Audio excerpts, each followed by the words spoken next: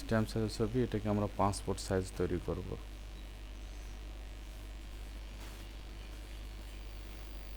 ছবির কোয়ালিটিটা খুবই খারাপ, সুন্দরভাবে কেটে নেব।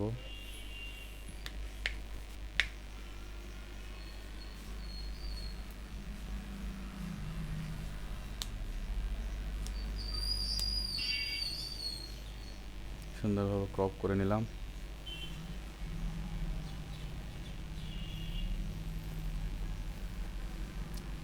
কন্ট্রোল অল্টার শিফট ধরে এল,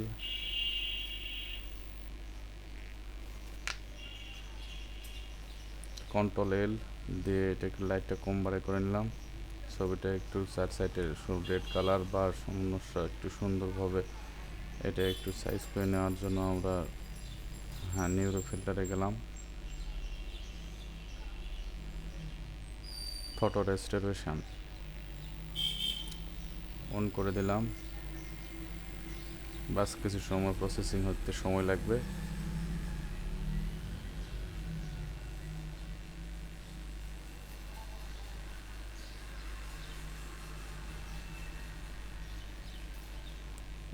সুন্দর একটা ছবি চলে আসলো। এই ছবিটা আমরা যে কোনোভাবে কোনো কাস্টমারকে আমরা দিতে পারি।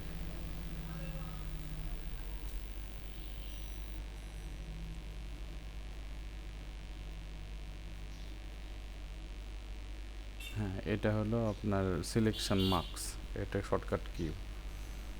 ওকে, সাবজেক্ট সিলেকশন। অনেক সময় হেয়ারের চার সাইডে আমাদের অনেক স্পট থেকে যায়, যার জন্য আমরা মানে হেয়ারটা ইয়ে করে নিই, রিফাইন করে নিই। রিফাইন হেয়ার, এটা লেয়ার আমার ধরা ছিল আগে, মার্কসটা আপনাদের দেখাচ্ছি দাঁড়ান। প্রথমে একটা নিউ লেয়ার নিলাম, ব্যাকগ্রাউন্ডটা তৈরি করে নিলাম, অল্টার ধরে ব্যাক স্পেস, এই মার্কস সিলেকশানে গেলাম। এই দেখুন সবার নিচের দিকে আছে আপনার হচ্ছে নিউ লেয়ার। এই নিউ লেয়ারটা ধরে দিয়ে ওকে করলে পরে ওই লেয়ারটা আমাদের চলে আসবে ব্যাকগ্রাউন্ড, সাইডের লেয়ার মার্কস হিসেবে চলে আসবে আর কি এটা।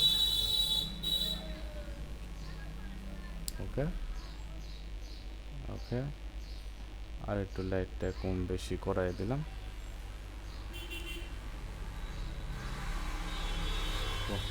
ওকে, এবার আর একটু লাইট দিলাম কন্ট্রোল এম দিয়ে।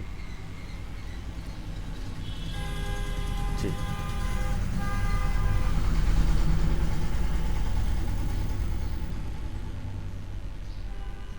কন্ট্রোল অল্টার শিফট ধরে আর একটা ছবি, সম্পূর্ণ ছবিগুলো মিলে একটা লেয়ার হয়ে গেল। তারপরে একটা আমরা ছবি পেজ নিলাম, নিয়ে ভি চাপ শর্টকাট, আর এটা মাউসে ক্লিক দিয়ে এখানটা এসে ছেড়ে দিলাম। আর এটার পর তো আপনারা জানেনই, অল্টার চাপ দিয়ে সুন্দরভাবে সাইজ করে নিলাম। তারপর অল্টার চাপ দিয়ে ধরে এক মাউস ধরে টান দিলে পরে একটা একটা করে ছবি কপি হতেই থাকবে, ব্যাস। ওকে,